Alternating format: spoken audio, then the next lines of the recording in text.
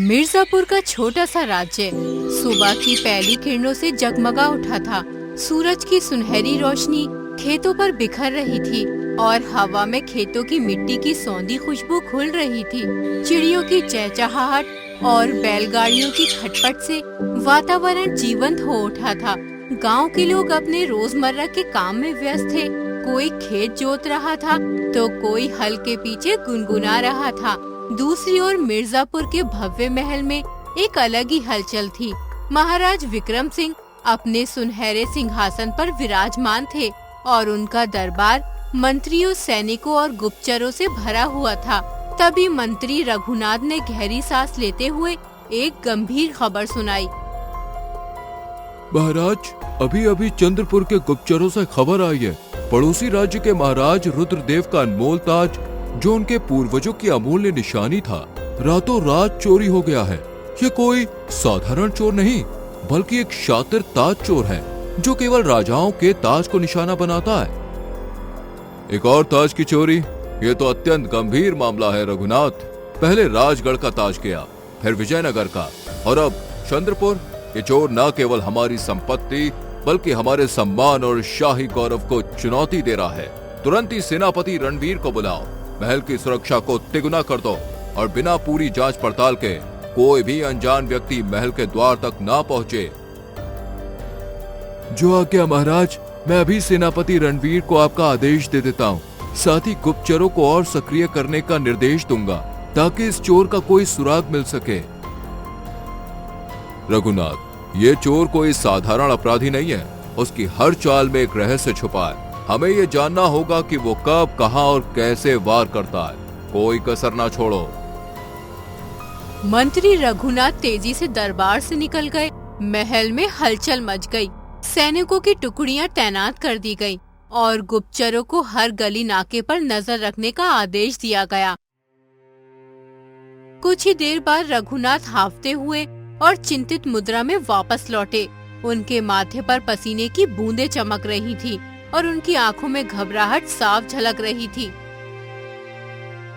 रघुनाथ, ये क्या हाल है तुम्हारा? ऐसा लगता है जैसे तुमने कोई भूत देख लिया हो। बोलो, क्या कोई नई खबर है? क्या उस ताज चोर का कोई सुराग मिला? महाराज की जय हो।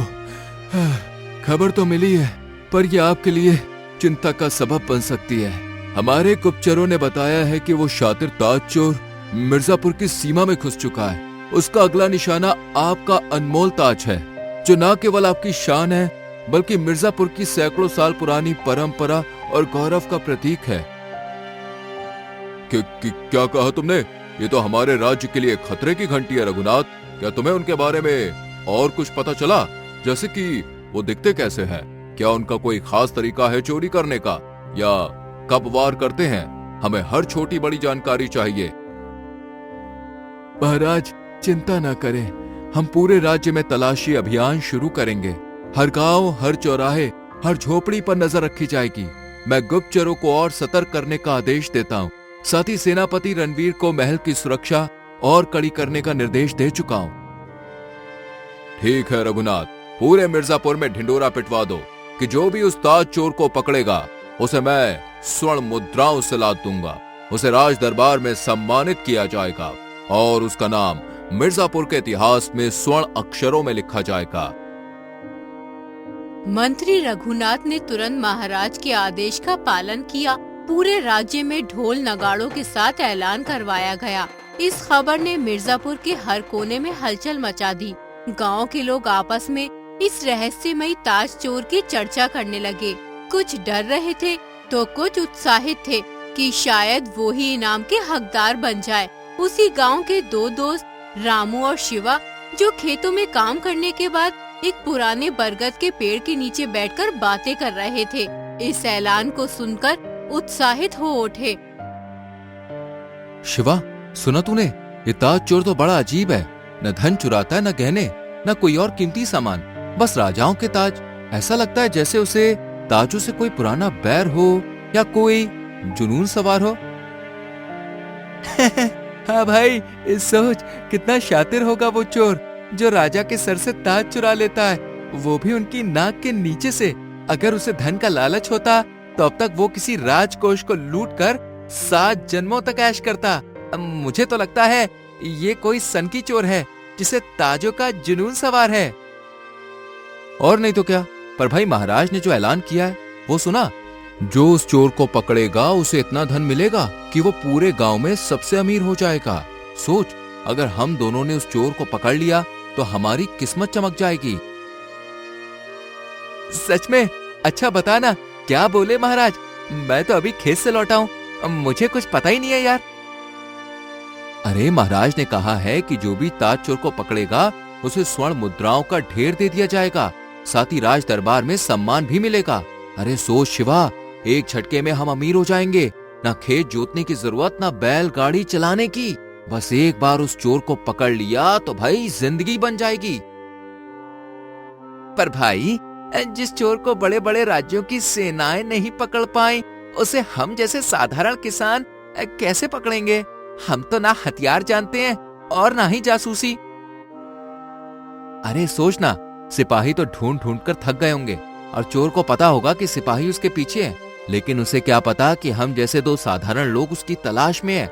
हम चुपके से उस पर नजर रख सकते हैं। और वैसे भी हमारा गांव इतना छोटा और गरीब है कि चोर को शक भी नहीं होगा कि कोई उसे यहाँ ढूंढेगा। सही बोलता है भाई। चल हम दोनों मिलकर इस चोर को ढूंढते हैं, और हो सकता है कि वो हमारे गांव में ही छुपा हो। गांव में कोई नया चेहरा दिखे तो तुरंत उस पर नजर रखेंगे। रामू और शिवा ने फैसला किया कि वो पूरे गांव में नजर रखेंगे। जल्दी काम निपटाने के लिए दोनों अलग अलग दिशाओं में निकल पड़े। रामू गांव के बाहरी हिस्से की ओर गया, जहां पुराना बरगद का पेड़ था। वहां उसे 2 संदिग्ध लोग दिखे जो चुपके चुपके बातें कर रहे थे। रामू ने पास के एक पेड़ के पीछे छुपकर उनकी बातें सुननी शुरू करी।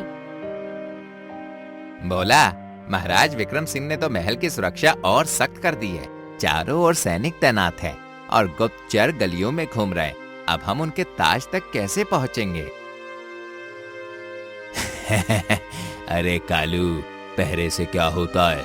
हम तो उस गुप्त सुरंग से जाएंगे जो सीधे महाराज के कक्ष तक जाती है। मैंने उस सुरंग का नक्शा अच्छे से देख लिया है। ताज चुराकर हम चुपके से निकल लेंगे, किसी को भनक तक नहीं पड़ेगी। सिपाही तो बाहर की रखवाली कर रहे हैं, उन्हें क्या पता कि हम अंदर से वार करेंगे। पर भोला, अगर कोई हमें देख ले तो सुरंग में भी सैनिक तैनात हो सकते हैं। अरे डर मत, सुरंग का रास्ता इतना गुप्त है कि महल के सैनिक को भी नहीं पता।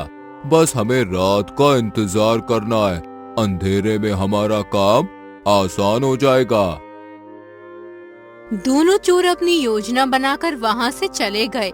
रामू जो पेड़ के पीछे छुपकर उनकी बातें सुन रहा था, दौड़ता हुआ अपने दोस्त शिवा के पास पहुंचा। शिवा, जल्दी सुन, मैंने अभी 2 लोगों को बातें करते हुए सुना है। वो महल की सुरंग के रास्ते घुसकर ताज चुराने की योजना बना रहे। मुझे पूरा यकीन है वो वही ताज चोर है। क्या? तूने कहाँ सुना? और वो दोनों अब कहाँ हैं? गांव के किनारे बरगद के पेड़ के पास, वो पास की एक पुरानी झोपड़ी में गए। मैंने देखा वो बड़े संदिग्ध ढंग से बात कर रहे थे। चल हम उन्हें अभी पकड़ते हैं, और अगर हमने उन्हें पकड़ लिया तो महाराज का इनाम हमारा। रुक भाई, जल्दबाजी मत कर। अगर उनके पास हथियार हुए तो हमें पहले महाराज के पास जाना चाहिए और सैनिकों की मदद लेनी चाहिए। ये जोखिम नहीं ले सकते। ठीक है, तू सही कह रहा है। चल महल चलते हैं और महाराज को सारी बात बताते हैं। महल जाने से पहले रामू और शिवा ने सोचा कि वो गांव के बुजुर्ग हरबंश से सलाह ले लें। हरबंश गांव के सबसे समझदार और अनुभवी व्यक्ति थे, जिन्हें गांव की हर गली और हर रहस्य का पता था। दोनों दोस्त हरबंश की झोपड़ी की ओर बढ़े, जो गांव के बीचों बीच एक पुराने आम के पेड़ के पास थी। अरे रामू, शिवा, तुम दोनों इस समय यहाँ? क्या बात है भाई? तुम्हारे चेहरे पर तो घबराहट और उत्साह दोनों दिख रहे हैं। बाबा हरवंश, हमें आपकी मदद चाहिए। हमने अभी 2 संदिग्ध लोगों को गांव के किनारे बरगद के पेड़ के पास बात करते सुना। वो महल की सुरंग के रास्ते घुसकर महाराज का ताज चुराने की योजना बना रहे थे। हमें लगता है कि वही ताज चोर हैं जिनके बारे में महाराज ने ऐलान करवाया है। हाँ बाबा, हम महाराज के पास जाने वाले हैं, लेकिन हमें डर है कि कहीं हम गलत ना हो। आप तो गांव के हर कोने को जानते हो। क्या आपको उस पुरानी झोपड़ी के बारे में कुछ पता है जो बरगद के पेड़ के पास है, या ऐसी कोई सुरंग के बारे में जो महल तक जाती हो? बरगद के पेड़ के पास वाली झोपड़ी वो तो कई सालों से खाली पड़ी है, लेकिन तुम्हारी बात सुनकर मुझे एक पुरानी कहानी याद आ रही है। मेरे दादाजी कहते थे कि मिर्जापुर के महल के नीचे एक गुप्त सुरंग है जो आपातकाल में राजा को बाहर निकालने के लिए बनाई गई थी। उसका प्रवेश द्वार कहीं गांव के बाहरी हिस्से में है। शायद उन चोरों को उस सुरंग का पता चल गया हो। बाबा, क्या आपको सुरंग का सही रास्ता पता है? अगर हम उसे ढूंढ लें तो चोरों को पकड़ना आसान हो जाएगा। अरे बेटा, मैं तो अब बूढ़ा हो गया हूँ। वो सुरंग मैंने कभी देखी नहीं, बस सुनी है। लेकिन अगर तुम्हें लगता है कि चोर उसी रास्ते जाएंगे तो तुम्हें महल में जाकर सैनिकों को तैयार करना चाहिए। और हाँ, सावधान रहना, ऐसे चोर शातिर होते हैं। धन्यवाद बाबा, हम अभी महल जाते हैं। अगर हम चोरों को पकड़ने में कामयाब हुए तो आपका आशीर्वाद हमारे साथ रहेगा। हरवंश की सलाह लेकर रामू और शिवा महल की ओर दौड़े। वहां पहुंचकर उन्होंने सारी बात महाराज विक्रम सिंह को बताई। महाराज ने उनकी बात ध्यान से सुनी और उनकी सूझबूझ की तारीफ की। तुम दोनों ने बहुत अच्छा किया जो ये खबर लाए। रघुनाथ, 8 सैनिकों को इनके साथ भेजो और सेनापति रणवीर को बुलाओ ताकि हम इस सुरंग की पूरी जांच करें। जाओ, उन चोरों को पकड़ लाओ। जो आज्ञा महाराज। सैनिकों के साथ रामू और शिवा उस झोपड़ी की ओर बढ़े, लेकिन वहां पहुंचकर उन्हें कोई नहीं मिला। झोपड़ी खाली थी और चोरों का कोई निशान नहीं था। चारों ओर धूल और टूटी फूटी चीजें बिखरी पड़ी थी। रामू, तुझे यकीन है कि वो यहीं थे? अगर थे तो अब कहाँ गए? कहीं ऐसा तो नहीं कि उन्होंने हमें देख लिया हो और भाग गए हो? हाँ, मुझे पूरा यकीन है कि वो इसी झोपड़ी में गए थे। शायद वो हमें चकमा देकर कहीं और चले गए, लेकिन मुझे लगता है कि हमें यहाँ इंतजार करने के बजाय महल में ताज के पास नजर रखनी चाहिए। आखिर वो ताज चुराने ही तो जा रहे हैं। ठीक है, तुम दोनों की बात में दम है। हम महल लौटते हैं और वहीं ताज की रखवाली करते हैं। लेकिन अगर तुम गलत निकले तो महाराज तुम्हें माफ नहीं करेंगे। रामू, शिवा और सैनिक महल लौटे और सारी बात महाराज को बताई। तुम उन चोरों को नहीं पकड़ पाए। अगर मेरा ताज चोरी हो गया तो मिर्जापुर का क्या मान सम्मान रह जाएगा। मेरे पूर्वजों की ये निशानी मेरे लिए केवल एक गहना नहीं, बल्कि मेरे वंश की शान है। महाराज, हमें खेद है, लेकिन हमारी एक योजना है। वो चोर आज रात ही आपके ताज को चुराने आएंगे। वो सुरंग से आपके कक्ष में घुसेंगे। हम यहाँ पहले से ही तैयार रहेंगे और उन्हें रंगे हाथों पकड़ लेंगे। ये तरकीब मुझे पसंद आई। रघुनाथ, सभी सैनिकों को मेरे कक्ष के आसपास तैनात कर दो। रणवीर, तुम खुद इस योजना की अगुवाई करो। आज हम कोई चूक नहीं होने देंगे। महल में सैनिक तैनात हो गए। सभी की नजरें संभावित सुरंग के प्रवेश द्वार पर थीं। घंटों इंतजार करने के बाद भी चोर नहीं आए। तभी रानी कमलिनी की चीख महल में गूंज उठी। सभी दौड़कर रानी के पास पहुँचे। महाराज, राजकोष में चोरी हो गई। 2 चोर अभी अभी वहाँ से स्वर्ण मुद्राएं और गहने लेकर सुरंग के रास्ते भागे हैं। मैंने उन्हें अपनी आंखों से देखा, पर वे इतनी तेजी से भागे कि मैं कुछ कर न सकी। राजकोष में चोरी? यहाँ के सैनिक कहाँ थे? रघुनाथ, ये क्या लापरवाही है? और रणवीर, तुम्हारी सेना क्या सो रही थी? माफ करें महाराज, आपके आदेश पर मैंने सभी सैनिकों को आपके कक्ष की रखवाली के लिए यहाँ तैनात कर दिया था। राजकोष की ओर कोई ध्यान नहीं गया। इन दोनों को गिरफ्तार करो। ये उसी चोर गिरोह का हिस्सा है। इन्होंने हमें यहाँ उलझा कर रखा ताकि उनके साथी राजकोष लूट सकें। नहीं महाराज, हम तो आपकी मदद कर रहे थे। हमारा उन चोरों से कोई लेना देना नहीं है। हमने तो केवल आपको चेतावनी दी थी। महाराज, हमने अपनी जान जोखिम में डालकर आपको चोरों की योजना बताई, कृपया हम पर विश्वास करें। तुम्हारी बातों में अब कोई विश्वास नहीं बचा। सैनिकों, इन दोनों को पिंजरे में बंद करो और बाकी सैनिक उन चोरों को पकड़ने दौड़ो। रणवीर, तुम खुद इसकी जिम्मेदारी लो। जैसे ही सैनिक रामू और शिवा को पिंजरे में ले जाने लगे, राजकुमारी सूर्यकांता वहां पहुंची। उन्होंने सारी बात सुनी और महाराज से विनती की। पिताजी, कृपया इन दोनों को अभी सजा ना दें।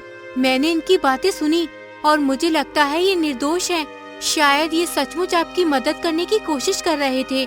हमें पहले उन चोरों को पकड़ना चाहिए जो राजकोष लूटकर भागे हैं। अगर ये दोनों उनके साथी होते तो क्या ये इतनी आसानी से आपके सामने आते? सूर्यकांता, तुम्हारी बात में दम है, लेकिन हमें कोई जोखिम नहीं लेना है। रणवीर, इन दोनों को पिंजरे में रखो, लेकिन इन्हें कोई नुकसान ना पहुंचे। पहले उन चोरों को पकड़ो, फिर हम इनकी बात की सच्चाई जानेंगे। कुछ ही देर में सैनिक उन दोनों चोरों कालू और भोला को पकड़ लाए और उन्हें उसी पिंजरे में डाल दिया जिसमें रामू और शिवा थे। अरे, तुम दोनों कौन हो और तुम्हें किस लिए पकड़ा गया है? तुम्हारी वजह से हम यहाँ हैं। हम तुम जैसे चोरों को पकड़वाने की कोशिश कर रहे थे और अब गलतफहमी में हम खुद फंस गए। वाह, क्या बात है। नेकी कर और पिंजरे में डाल। तुम हमें पकड़वाने चले थे और खुद फंस गए। तुम्हें हंसी सूझ रही है? हमने तो सुना था कि तुम ताज चोर हो, लेकिन अब लगता है तुम तो राजकोष लूटने आए थे। ताज चोर? अरे, हम तो साधारण चोर हैं। हमें ताज से क्या लेना देना? हमने तो राजकोष की स्वर्ण मुद्राएं और गहने चुराए। लेकिन तुम लोग कौन हो जो ताज चोर की बात कर रहे हो? हम गांव के साधारण लोग हैं। हमने तुम्हारी बातें सुनी और सोचा कि तुम ही ताज चोर हो, लेकिन अब लगता है असली ताज चोर कोई और है। तभी महाराज विक्रम सिंह और मंत्री रघुनाथ पिंजरे के पास पहुँचे। रघुनाथ, इन चोरों को पकड़कर हमने वो कर दिखाया जो पड़ोसी राज्यों के राजा नहीं कर पाए, लेकिन इन सब तनाव से मेरा सर दर्द कर रहा है। उस नाई मंगल को बुलाओ, उसकी मालिश से मुझे बहुत आराम मिलता है। महाराज, आपकी बुद्धिमानी की दाद देनी पड़ेगी। इन चोरों के साथियों पर मैं भी भरोसा कर बैठा था, लेकिन आपने तुरंत उनकी साजिश भांप ली। मैं अभी नाई मंगल को बुलाता हूँ। मंगल नाई महल में आया। महाराज ने अपने ताज को मेज पर रखा और आंखें बंद करके मालिश का आनंद लेने लगे। मंगल की उंगलियां इतनी कुशल थी कि महाराज को जल्द ही नींद आ गई। कुछ देर बाद जब महाराज जागे तो उनकी आंखें आश्चर्य से फैल गईं। मेरा ताज अभी अभी मैंने इसे यहाँ रखा था। सैनिकों, तुरंत महल को चारों ओर से बंद करो और हर कोने की तलाशी लो। मेरा ताज हर हाल में चाहिए मुझे। महाराज, मैं तो आपकी मालिश कर रहा था। मैंने ताज की ओर ध्यान ही नहीं दिया। मुझे लगता है कि चोर अब तक महल से भाग चुका होगा। हमें बाहर तलाश करनी चाहिए। चोरी अभी हुई है और कोई इतनी जल्दी महल से बाहर नहीं जा सकता। रणवीर, पहले हमें उन चोरों को देखना होगा। कहीं वो ही तो ताज चुराकर भागने की फिराक में नहीं है। महाराज दौड़ते हुए पिंजरे के पास पहुँचे। तुम चारों तो यही हो, तो मेरा ताज किसने चुराया? क्या तुम्हारे अलावा कोई और ताज चोर है? महाराज, हम तो राजकोष चुराने आए थे। ताज से हमारा कोई लेना देना नहीं है। महाराज, हमें गलतफहमी हुई थी। हमें लगा कि ये दोनों ही ताज चोर हैं, लेकिन अब साफ है कि असली ताज चोर कोई और है। तो तुम कहना चाहते हो कि तुम दोनों निर्दोष हो और केवल हमारी मदद कर रहे थे? हाँ महाराज, कृपया हमें आजाद कर दीजिए। हमारी कोई गलती नहीं है। भले ही तुम चोर ना हो, लेकिन तुम्हारी लापरवाही से मेरा राजकोष खतरे में पड़ गया। तुम्हें अभी आजाद नहीं किया जाएगा। तभी मंत्री रघुनाथ हाफते हुए आए। महाराज, हमने पूरा महल छान मारा, लेकिन ताज चोर कहीं नहीं मिला। महाराज, मेरे पास एक तरकीब है जिससे आप उस चोर को पकड़ सकते हैं, लेकिन इसके लिए आपको हमें आजाद करना होगा। महाराज ने मन ही मन सोचा, ये ताज चोर मेरे सम्मान को ठेस पहुंचा रहा है। अगर मेरा ताज वापस नहीं मिला तो पड़ोसी राजा और मेरी प्रजा मेरा मजाक उड़ाएंगे। इनकी तरकीब सुनने में कोई हर्ज नहीं। रघुनाथ, इन दोनों को भी कैद खाने ना ले जाओ और इन चोरों कालू और भोला को कैद खाने में डाल दो। शिवा, बताओ तुम्हारी तरकीब क्या है? अगर ये काम कर गई और मेरा ताज वापस मिल गया तो मैं तुम्हें आजाद कर दूंगा और इनाम भी दूंगा। महाराज, ये चोर सनकी है और केवल ताज चुराता है। अगर उसे पता चले कि वो आपका ताज चुराने में असफल रहा तो वो फिर से आएगा। आप पूरे राज्य में ऐलान करवा दें कि चुराया गया ताज नकली था और असली ताज अभी भी आपके पास सुरक्षित है। वो अपने अहंकार में फिर से आएगा और हम उसे पकड़ लेंगे। ये तरकीब मुझे पसंद आई। रघुनाथ, तुरंत पूरे राज्य में ढिंडोरा पिटवा दो कि चोर ने नकली ताज चुराया है और असली ताज अभी भी हमारे पास सुरक्षित है। अगले दिन ऐलान की खबर पूरे मिर्जापुर में फैल गई। ताज की चिंता और तनाव से महाराज का सिर फिर दर्द करने लगा। रघुनाथ, उस नाई मंगल को फिर से बुला। उसकी मालिश से मेरा सर दर्द गायब हो जाता है। भले ही उस दिन ताज चोरी हुआ, लेकिन उसकी मालिश बेजोड़ है। मंगल फिर से महल में आया। महाराज ने एक नकली ताज पहना जो देखने में असली जैसा था। मंगल ने मालिश शुरू की और उसकी उंगलियों का जादू फिर चला। महाराज को नींद आ गई। कुछ ही देर बाद मंत्री रघुनाथ चिल्लाते हुए कमरे में दौड़े आए। महाराज, उठिए, आपका ताज फिर से चोरी हो गया। इस बार हम उसे छोड़ेंगे नहीं। पूरा महल छान डालो। तभी सैनिकों ने मंगल को पकड़ लिया, जो महल के गुप्त रास्ते से भागने की कोशिश कर रहा था। उसके पास से चुराया गया नकली ताज बरामद हुआ। मंगल, तुम ही ताज चोर हो? हाँ महाराज, हमने इसे रंगे हाथों पकड़ा है। इसके पास नकली ताज है और ये कबूल कर चुका है कि उसने पहले भी आपका असली ताज चुराया था। बताओ, तुमने मेरा असली ताज कहाँ छुपाया है और तुम सिर्फ ताज ही क्यों चुराते हो? महाराज, जब मैंने पहली बार चोरी की थी तब एक राजा ने मुझसे कहा था कि राजकोष चुराना आसान है, लेकिन राजा की शान चुराना असली हुनर है। तभी से मैंने फैसला किया कि मैं हर बड़े राजा का ताज चुराऊंगा। आपका असली ताज मैंने उसी सुरंग में छुपाया जिसका जिक्र उन चोरों ने किया था।